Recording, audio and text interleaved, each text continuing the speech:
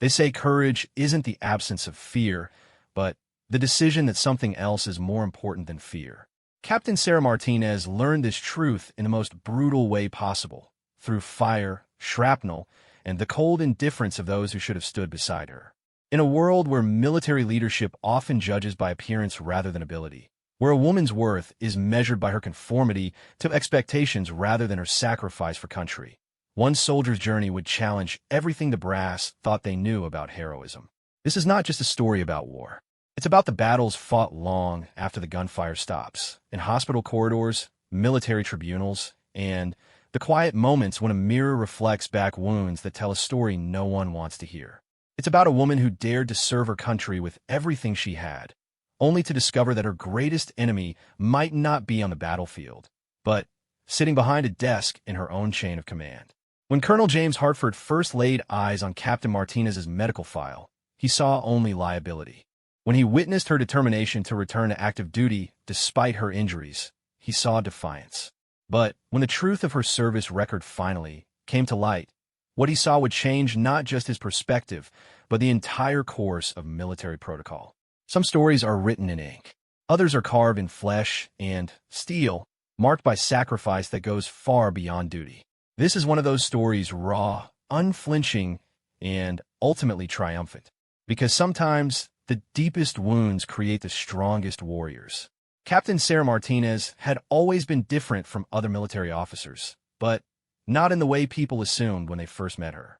Standing at 5 feet 6 inches with dark hair, pulled back in regulation style, she carried herself with a quiet confidence that came from knowing exactly who she was and what she was capable of. Her fellow soldiers respected her not because she was trying to prove anything, but because she never had to. Growing up in a small town in Texas, Sarah had learned early that actions spoke louder than words. Her father, a Vietnam veteran who ran an auto repair shop, had taught her that respect was earned through competence and character, not given based on expectations or appearances. Her mother, a nurse who worked double shifts at the local hospital, showed her that strength often meant helping others even when you were exhausted yourself. When Sarah announced at 18 that she wanted to join the Army, her parents weren't surprised. She had always been drawn to service, volunteering at the Veterans Hospital, organizing food drives for military families, and tutoring younger students who struggled in school. The military seemed like a natural extension of her desire to make a difference in the world. Basic training was challenging, but not overwhelming for Sarah. She had spent her teenage years working alongside her father, learning to fix engines and handle tools that some of her male counterparts had never touched. Her physical fitness was excellent thanks to years of high school athletics, and her mental toughness had been forged through the everyday challenges of growing up in a working-class family where nothing was handed to anyone. What set Sarah apart from the beginning was her natural leadership ability. She didn't try to dominate or intimidate her way into positions of authority. Instead, she led by example, always the first to volunteer for difficult assignments, the last to complain when conditions were tough, and the person others turned to when they needed help solving problems. Her drill sergeants noticed this quality immediately. After basic training, Sarah was selected for officer candidate school, where she excelled in both academic and practical applications. She studied military history, tactics, and leadership theory with the same intensity she brought to physical training and field exercises. Her instructors noted her ability to remain calm under pressure and make sound decisions even when facing complex, rapidly changing situations. Her first assignment as a second lieutenant was with the 82nd Airborne Division at Fort Bragg, North Carolina. The unit was known for its high standards and demanding training schedule. Sarah threw herself into the work with characteristic determination, spending extra hours studying maps, reviewing procedures, and learning from the experienced non-commissioned officers who formed the backbone of the unit. The soldiers under Sarah's command quickly learned that she was different from many of the young officers they had served with before. She took time to know each person individually, understanding their strengths, weaknesses, and personal situations. She never asked them to do anything she wouldn't do herself, and she was always willing to listen when they brought concerns or suggestions to her attention. During training exercises, Sarah consistently demonstrated tactical intelligence and situational awareness that impressed her superiors. She could read terrain like a book, anticipate enemy movements, and adapt her strategies based on changing conditions. More importantly, she could communicate her plans clearly to her soldiers and motivate them to execute those plans with precision and confidence. One particular training exercise demonstrated the qualities that would define Sarah's military career. The scenario involved a simulated rescue mission in hostile territory, with multiple variables designed to test decision-making under pressure. Sarah's unit was tasked with extracting wounded personnel while under enemy fire, a complex operation requiring coordination, timing, and flawless execution. When the exercise began, everything that could go wrong did. Communications equipment malfunctioned, weather conditions deteriorated, and the simulated enemy forces proved more aggressive than anticipated. Several other units participating in the same exercise became confused and failed to complete their objectives. Sarah's response was different. Instead of becoming flustered or trying to stick rigidly to the original plan, Sarah quickly assessed the new situation and adapted her approach. She used hand signals to maintain communication with her team when radios failed, reorganized her soldiers' positions to take advantage of natural cover, and improvised solutions to overcome obstacles that hadn't been part of the original scenario. Most impressively, when one of her soldiers was genuinely injured during the exercise, a sprained ankle that could have been ignored in the context of the training, Sarah immediately called for real medical assistance and adjusted her entire strategy to ensure the injured soldier received proper care without compromising the mission objectives. The exercise evaluators were unanimous in their praise of Sarah's performance. She had demonstrated exactly the kind of adaptive leadership and genuine care for her soldiers that the military needed in its officers. Her unit completed the mission successfully while maintaining the highest standards of safety and professionalism. This success led to Sarah's promotion to first lieutenant ahead of schedule and assignment to increasingly challenging positions.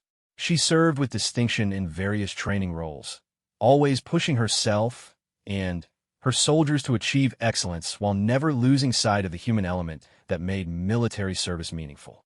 Sarah's reputation grew throughout the division and beyond. She was known as an officer who could be trusted with difficult assignments, who would always put her soldiers' welfare first, and who had the tactical skills to succeed in complex situations. Her superiors began to see her as someone with the potential for significant leadership roles in the future. When Sarah was promoted to captain at age 26, she had already established herself as one of the most respected young officers in her unit. She had completed advanced training in multiple specialties, led successful training exercises, and earned the loyalty of everyone who served with her. Her personnel file was filled with commendations and positive evaluations from superiors who recognized her exceptional potential.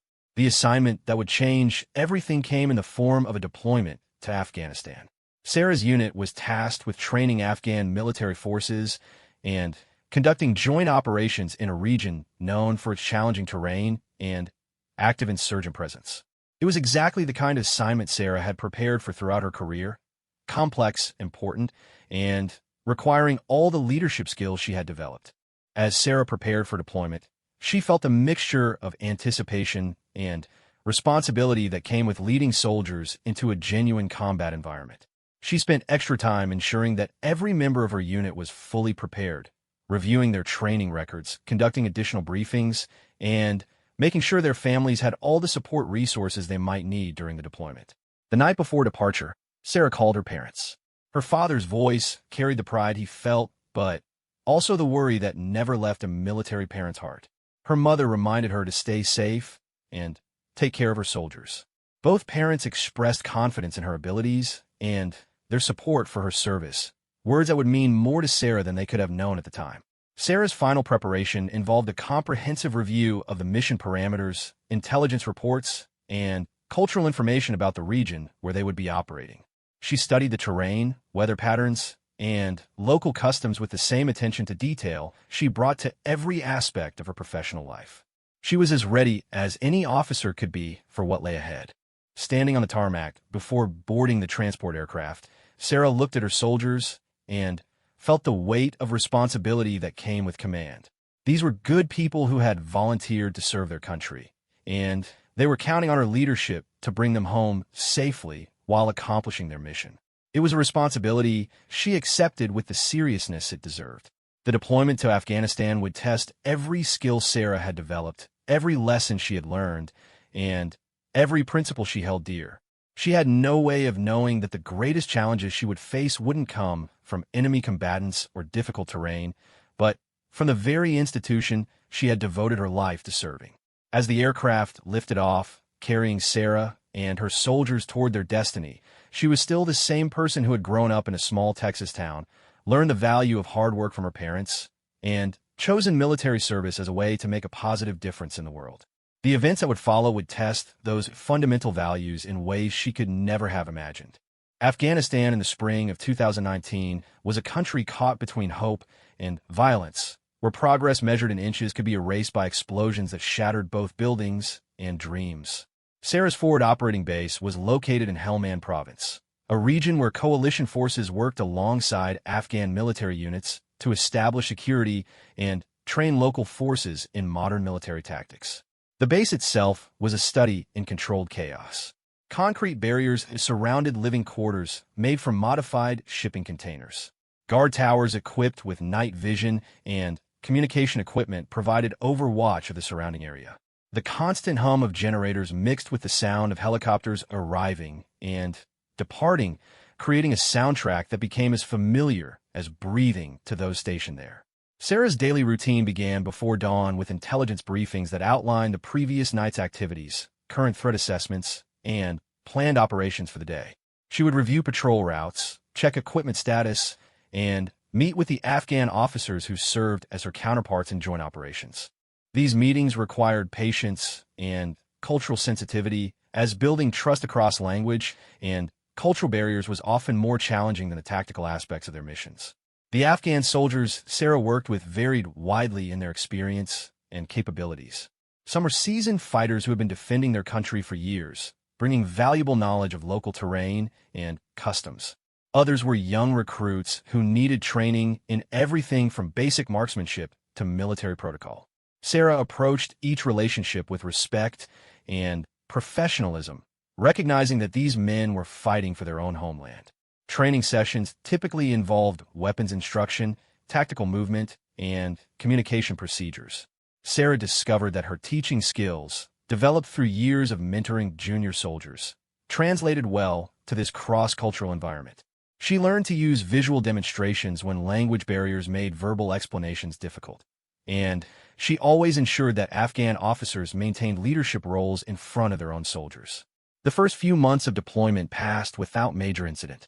Sarah's unit conducted routine patrols, participated in training exercises, and gradually built relationships with local military and civilian leaders. The work was important but not particularly dangerous, involving more classroom instruction and equipment maintenance than combat operations. Sarah used this relatively quiet period to deepen her understanding of Afghan culture and history. She read extensively about the region's complex tribal relationships, studied basic Dari phrases to improve communication with local soldiers, and worked to understand the political dynamics that affected military operations. Her soldiers appreciated her efforts to understand the context of their mission beyond simple tactical objectives. The intelligence reports that spring indicated increasing activity by insurgent groups in their operational area. Sarah noticed patterns in the briefings that suggested enemy forces were testing coalition responses, probing for weaknesses in patrol routes and communication procedures. She shared these observations with her superiors and recommended adjustments to their operational patterns. The mission that would change everything began as routine training exercise. Sarah's unit was scheduled to accompany an Afghan patrol to a village where they would demonstrate new communication equipment and conduct a joint meeting with local leaders. The operation was classified as low risk, involving travel on a well-used route to a location that had been cooperative with coalition forces. Sarah conducted her usual pre-mission briefing, reviewing routes, communication protocols, and contingency plans with both American and Afghan personnel. The weather forecast was favorable. Intelligence reports showed no specific threats, and the local Afghan commander was someone Sarah had worked with successfully on previous operations. The convoy consisted of 3 vehicles, 2 Afghan military trucks carrying local soldiers, and 1 American armored vehicle carrying Sarah's team. They departed the forward operating base at mid-morning, following a route that had been used dozens of times without incident. The landscape was typical of the region: rocky hills dotted with sparse vegetation, small farming compounds, and the occasional herding operation. For the first hour of travel, everything proceeded according to plan. Radio communications were clear, the vehicles maintained proper spacing, and the Afghan soldiers demonstrated the professional behavior that had developed through months of training. Sarah used the travel time to review her notes on the village leaders they would be meeting and the specific training objectives for the day. The attack began without warning. The lead Afghan vehicle struck an improvised explosive device that had been buried in the road, creating an explosion that lifted the truck several feet into the air before slamming it back to the ground. The blast was immediately followed by small arms fire from concealed positions on both sides of the road, creating a crossfire that made movement in any direction dangerous. Sarah's training took over immediately. She assessed the situation, checked her own team for injuries, and began coordinating a response while bullets struck the armored plating around them. The first priority was establishing communication with the base to request medical evacuation for wounded Afghan soldiers in the lead vehicle, several of whom were clearly in need of immediate medical attention. The radio crackled with reports from other positions. The trail Afghan vehicle had managed to take cover behind a large boulder, but their position was also under fire. Sarah could see muzzle flashes from at least 3 different positions, indicating that the attack had been well-planned and executed by people familiar with the terrain. Making a rapid decision based on her assessment of the tactical situation, Sarah directed her driver to move their vehicle to a position where they could provide covering fire for the wounded soldiers in the lead truck. This maneuver required crossing exposed ground while under enemy fire, but it was the only way to prevent the wounded from being overrun by attacking insurgents. The move worked exactly as Sarah had planned. Her vehicle's position allowed her team to suppress enemy fire from the most dangerous position while creating a corridor for Afghan soldiers to move their wounded comrades to relative safety. Sarah coordinated the movement using hand signals and shouted commands in both English and the Dari phrases she had learned. For several minutes, the combined fire from Sarah's position and the surviving Afghan soldiers succeeded in keeping the attackers at bay. Radio communications with the base confirmed that medical evacuation helicopters were en route, along with additional ground forces to provide support. Sarah began to believe that they could maintain their defensive positions until help arrived. The second explosive device was hidden in a position that Sarah's tactical training had not prepared her to anticipate. When she moved to provide direct medical assistance to a severely wounded Afghan soldier, the pressure plate device detonated directly beneath her feet. The explosion threw her backward against the side of her vehicle while sending shrapnel in all directions. Sarah's first conscious thought after the blast was confusion about why she couldn't hear anything. The world had become strangely silent, though she could see her soldiers' mouths moving as they shouted commands and returned fire. She tried to stand and discovered that her left leg wasn't responding properly to her mental commands. Looking down, she saw blood soaking through her uniform in several places. The pain came in waves, starting as a dull ache and building to sharp, stabbing sensations that made it difficult to think clearly. Sarah forced herself to focus on the immediate situation. Her soldiers needed leadership, and the wounded Afghan personnel still needed medical attention. Personal injuries were secondary to mission completion and the safety of her people. Using her weapon as a makeshift crutch, Sarah managed to regain her footing and continue directing the defensive effort. She could see that shrapnel had struck her face and arms as well as her leg, but adrenaline and professional training allowed her to function despite the injuries. The most important thing was maintaining the perimeter until help arrived. The medical evacuation helicopter arrived 23 minutes after the initial attack, a response time that would later be praised as exceptional given the distance and hostile conditions. Sarah insisted that the wounded Afghan soldiers be evacuated first, despite protests from her own medic who wanted to assess her injuries immediately. Only when the last Afghan casualty had been loaded onto the helicopter did Sarah allow herself to be examined.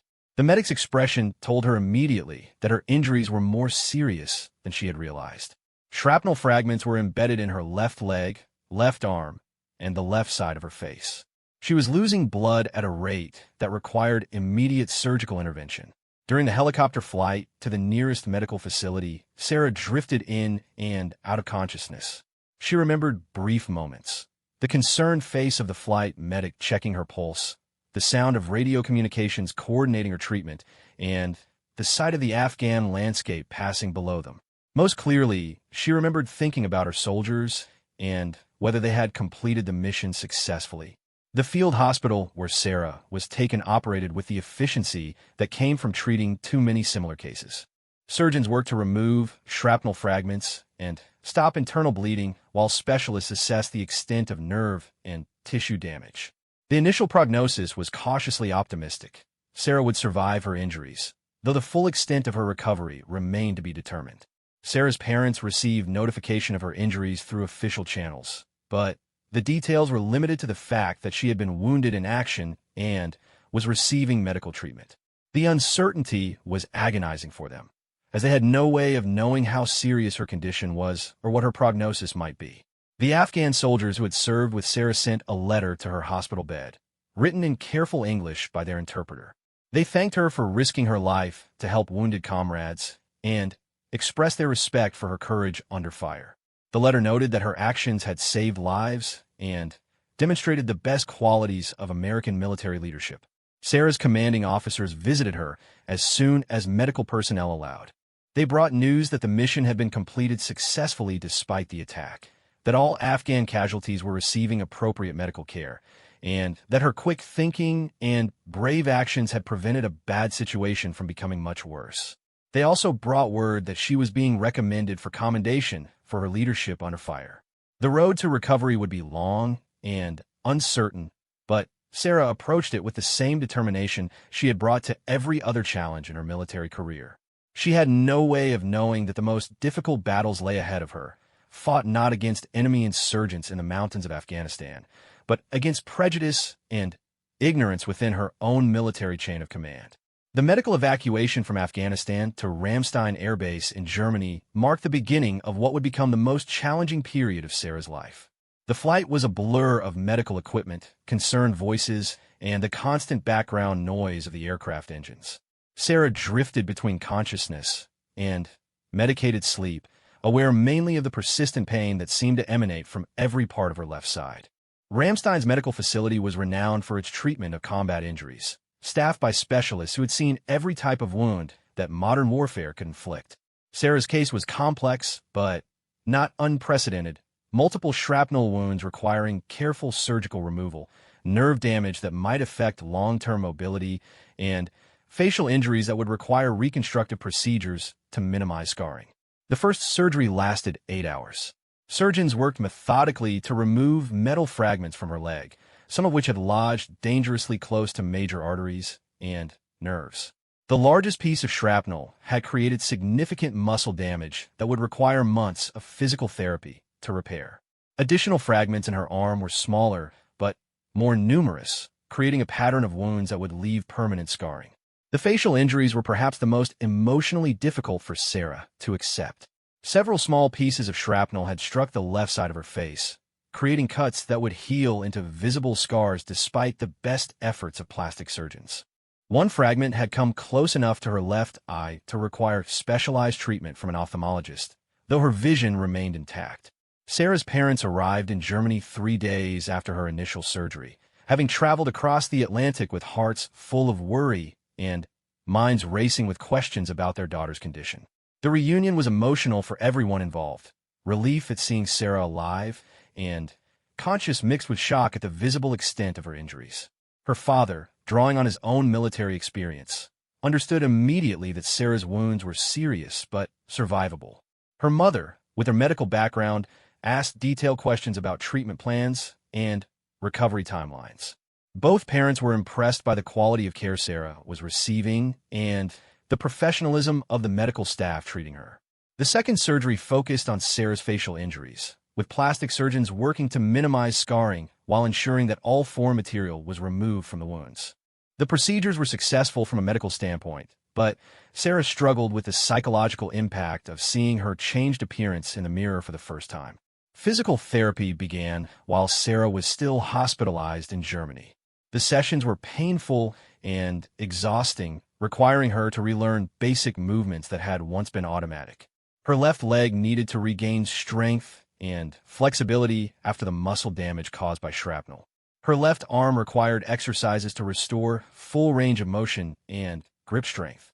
Sarah approached physical therapy with the same determination she had brought to military training, but the process was frustrating in ways that combat never had been. Progress was measured in tiny increments, walking a few more steps each day, lifting slightly heavier weights, regaining a few more degrees of motion in damaged joints. The work was tedious and sometimes discouraging. The psychological support services at Ramstein recognized that Sarah was struggling with more than just physical recovery. Counselors helped her process the trauma of the attack, the frustration of her current limitations, and the uncertainty about her future military career. These sessions were initially difficult for Sarah, who had always prided herself on mental toughness and self-reliance. Letters and messages from Sarah's soldiers arrived regularly, providing updates on their activities and expressing continued support for their wounded captain. The Afghan soldier she had served with sent another letter, this time including a small Afghan flag that they asked her to keep as a token of their respect and friendship. These gestures meant more to Sarah than any official recognition could have. After 6 weeks in Germany, Sarah was deemed stable enough for transport to Walter Reed National Military Medical Center in Maryland, where she would continue her recovery closer to home. The flight to the United States was less traumatic than her initial evacuation, but it still required careful medical monitoring and pain management. Walter Reed represented the pinnacle of military medical care, with specialists in every aspect of combat injury treatment and rehabilitation. Sarah's treatment team included orthopedic surgeons, physical therapists, occupational therapists, psychologists, and social workers, all coordinating to address different aspects of her recovery. The facility itself was impressive, but also sobering. Sarah met other wounded warriors dealing with injuries that ranged from similar shrapnel wounds to traumatic brain injuries and amputations. The shared experience created bonds between patients that transcended rank, branch of service, or background. Everyone understood the unique challenges of military medical recovery. Sarah's daily routine at Walter Reed was structured around medical appointments and therapy sessions. Mornings typically began with physical therapy, where she worked on rebuilding strength and mobility in her injured leg. Afternoons often involved occupational therapy sessions focused on fine motor skills and adaptation techniques for her arm injury. The most challenging therapy sessions dealt with the psychological aspects of her recovery.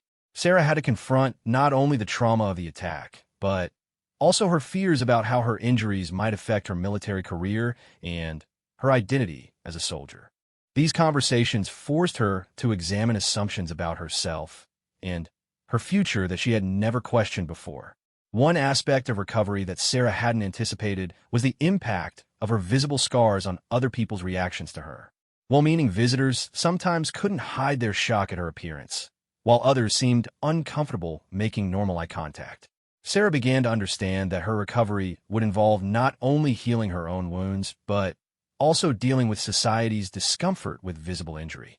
The medical team's assessment of Sarah's long-term prognosis was generally positive, but included significant caveats. Her leg would regain most of its functionality, though she might always have some limitation in activities requiring extended standing or running. Her arm would return to near-normal use with continued therapy. The facial scarring would fade somewhat with time, but would remain visible throughout her life. More concerning from Sarah's perspective were questions about her fitness for continued military service. The medical board would need to evaluate whether her injuries were compatible with the physical demands of active duty. Sarah was determined to prove that she could continue serving effectively, but she realized that the decision might not be entirely up to her. Physical therapy progress was measurable but slow. Sarah celebrated small victories, walking up a flight of stairs without assistance, successfully completing grip strength tests, managing a full day of activities without significant pain. Each milestone represented hours of difficult work and stubborn determination to regain her previous capabilities. The psychological healing proved more complex than the physical recovery. Sarah experienced nightmares about the attack, periods of depression about her changed circumstances, and anxiety about her uncertain future. The counseling sessions helped her develop coping strategies, but the emotional work was ongoing and sometimes overwhelming. Support from family, friends, and fellow service members provided crucial encouragement during the most difficult periods of recovery. Sarah's parents visited frequently, bringing news from home and reminding her of the life waiting for her beyond the hospital walls. Her former soldiers sent regular updates and photos, maintaining the connection that had meant so much to her military service. One unexpected source of support came from other wounded warriors at Walter Reed. Sarah found that sharing experiences with people who understood the unique challenges of combat injury recovery provided perspective that medical professionals, despite their expertise, couldn't offer. These relationships became an important part of her healing process. As Sarah's physical condition improved, she began to think seriously about her long-term goals and options. Military service had been more than just a career for her. It had been a calling and a core part of her identity.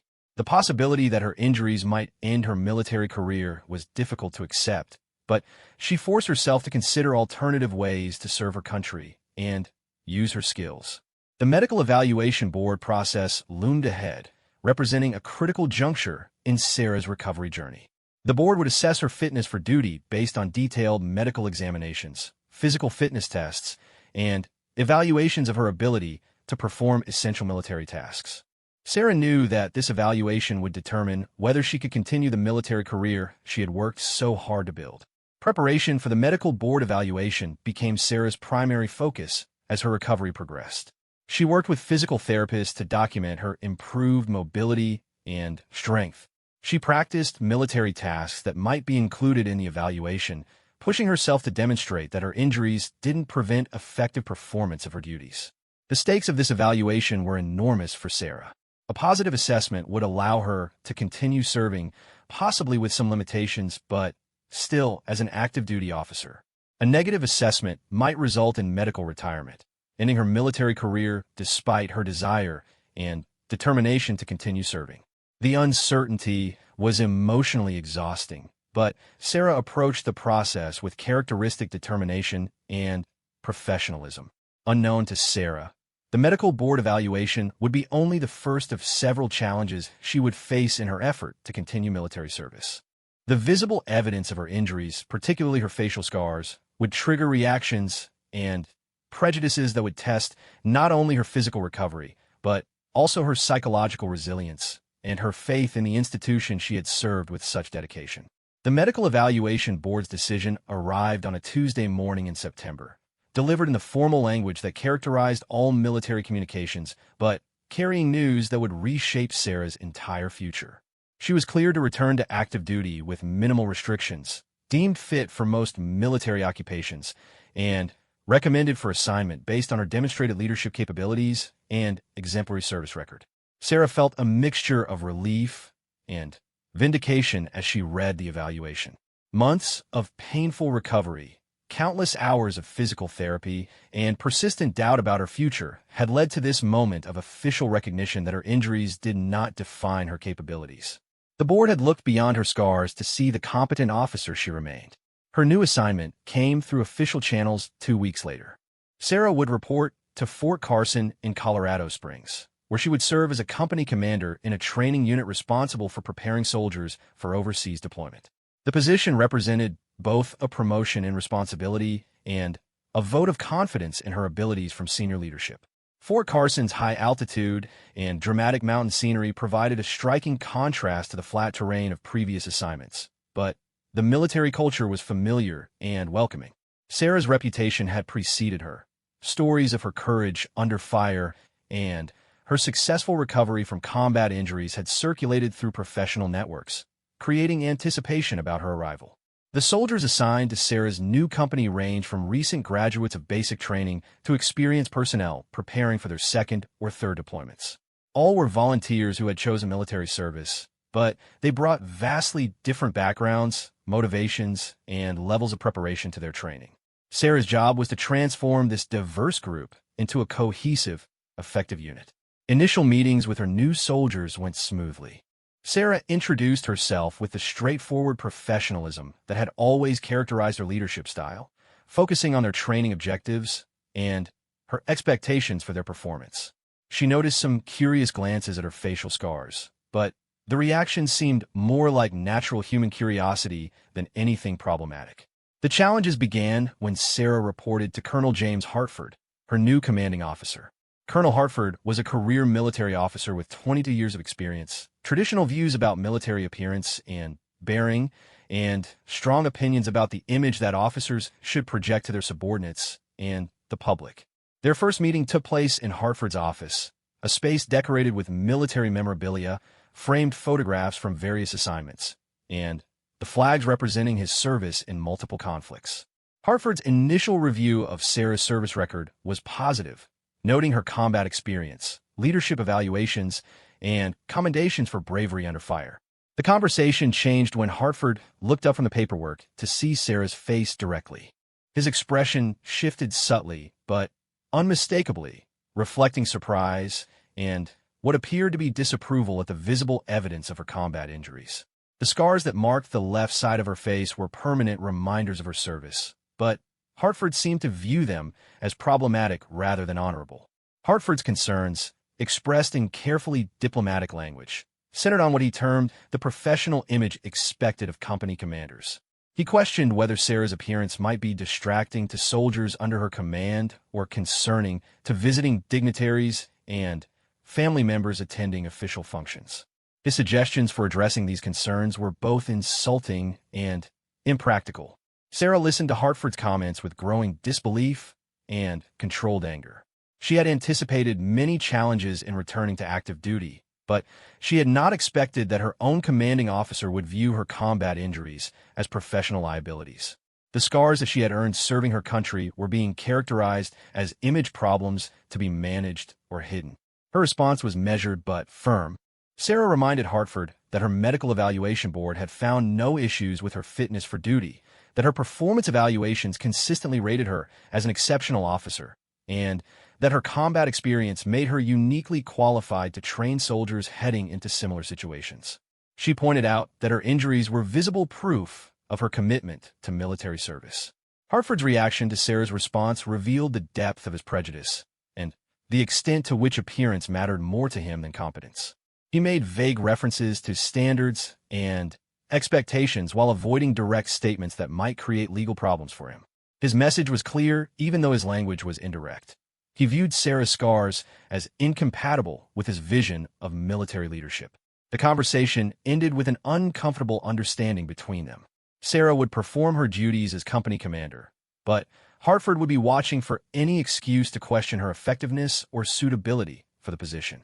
The supportive professional relationship that should have existed between a commanding officer and his subordinate had been poisoned before it could develop.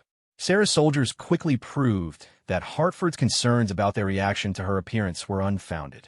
The young troops respected her knowledge, responded positively to her leadership style, and seemed genuinely interested in learning from someone who had actual combat experience. Her scars, if anything, enhanced her credibility rather than undermining it. Training exercises under Sarah's leadership consistently received high marks from evaluating officers. Her company demonstrated superior performance in tactical scenarios, weapons proficiency, and unit cohesion. Sarah's combination of theoretical knowledge and practical experience created training programs that prepared soldiers effectively for the realities they would face in overseas deployments. Despite these successes, Hartford continued to find fault with Sarah's performance. His criticisms were often petty and inconsistent with evaluations from other officers, but they created a paper trail of negative comments that could potentially damage her career. Sarah realized that she was being held to different and unreasonable standards because of her commanding officer's prejudices.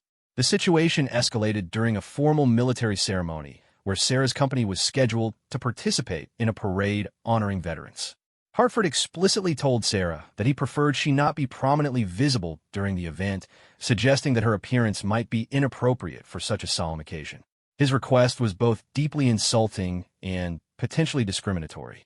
Sarah's response marked a turning point in their relationship. She informed Hartford that she would not voluntarily remove herself from a ceremony honoring the very type of service that had resulted in her injuries. She pointed out the contradiction in his position, asking a wounded veteran to hide from an event celebrating veteran service. Her tone remained professional, but her message was uncompromising. The ceremony proceeded with Sarah in her assigned position, leading her company with the same pride and professionalism she brought to every military function. The positive reactions from other attendees, including senior officers and veteran family members, demonstrated that Hartford's concerns existed primarily in his own mind rather than reflecting genuine public sentiment. Hartford's behavior towards Sarah became increasingly hostile and petty following the ceremony incident. He criticized minor administrative details, questioned her training methods despite their documented success, and made comments about her attitude that seemed designed to provoke a response that might justify more serious disciplinary action. Other officers began to notice Hartford's treatment of Sarah and the disconnect between his criticisms and her actual performance. Some quietly expressed support for Sarah, while others seemed uncomfortable with the obvious unfairness, but reluctant to challenge a superior officer directly. The situation created tension throughout the unit that affected morale and effectiveness.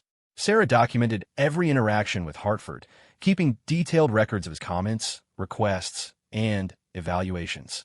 She understood that protecting her career and defending her right to serve would require careful preparation and professional legal support. The military's equal opportunity and discrimination policies provided some protection, but using them would require courage and persistence. The breaking point came during a staff meeting where Hartford made disparaging comments about damaged goods in leadership positions, speaking in general terms but clearly referring to Sarah's situation. His remarks were overheard by several other officers, creating witnesses to behavior that crossed the line from unprofessional bias into potentially actionable discrimination. Sarah realized that she faced a crucial decision about her response to Hartford's conduct. She could attempt to endure his prejudice and hope for a transfer to a different assignment, potentially allowing his behavior to continue affecting other personnel. Alternatively, she could formally challenge his actions, risking retaliation but potentially protecting other soldiers from similar treatment. The choice was complicated by military culture, which traditionally emphasized following orders and maintaining chain-of-command relationships, even in difficult circumstances. Challenging a superior officer carried professional risks that could affect not only Sarah's current position, but also her long-term career prospects. The stakes were enormous, both personally and professionally. Sarah's decision to take action against Hartford would require not only legal courage, but also faith in the military's stated commitment to equal treatment and merit-based evaluation. She would need to trust that the institution she had served with such dedication would ultimately support her right to serve without discrimination based on combat injuries earned in that very service. The formal complaint process would test not only Sarah's resolve, but also the military's willingness to address prejudice within its own ranks. Her case would become a defining moment that would determine whether wounded warriors could expect fair treatment from their own chain of command or whether visible injuries would continue to create barriers to career advancement. The decision to file a formal complaint against Colonel Hartford required Sarah to weigh her commitment to military service against the personal and professional risks of challenging a superior officer. After sleepless nights of consideration and consultation with military legal advisors, she submitted a detailed complaint alleging discrimination based on her combat injuries and hostile work environment created by her commanding officer. The complaint triggered an immediate investigation by the Inspector General's office, a process that would examine not only the specific allegations against Hartford, but also the broader issues of how the military treated wounded warriors returning to active duty. Sarah's case had the potential to establish important precedents about discrimination and the rights of combat-injured personnel. News of the investigation spread quickly through military channels, creating intense interest and debate within the officer corps. Some viewed Sarah's actions as necessary accountability for unacceptable behavior, while others worried about the implications of subordinates challenging commanding officers. The case touched on fundamental questions about military culture and leadership standards. Sarah's legal representation came from the Military Equal Opportunity Office and a team of attorneys specializing in military discrimination cases. They reviewed her meticulously documented interactions with Hartford, interviewed potential witnesses, and prepared a comprehensive case that went beyond personal grievances to address systemic issues affecting wounded veterans. The investigation process was thorough and sometimes uncomfortable for Sarah. She had to recount painful conversations, describe the impact of Hartford's behavior on her performance and morale, and defend her decision to continue serving despite her injuries. Each interview required her to relive experiences that she would have preferred to put behind her. Witness testimony proved crucial to the investigation's findings. Several officers confirmed their observations of Hartford's disparaging comments and unprofessional behavior toward Sarah. Administrative personnel provided documentation showing the disconnect between Sarah's actual performance and Hartford's negative evaluations. The pattern of discrimination became undeniable. Colonel Hartford's defense relied heavily on claims about military standards and the need for officers to project appropriate professional images.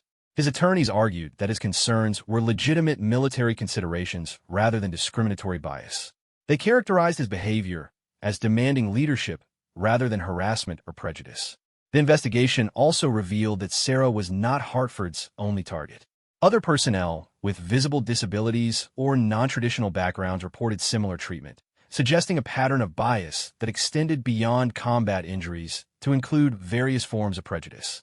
Hartford's leadership style appeared to reflect deep-seated biases rather than isolated incidents.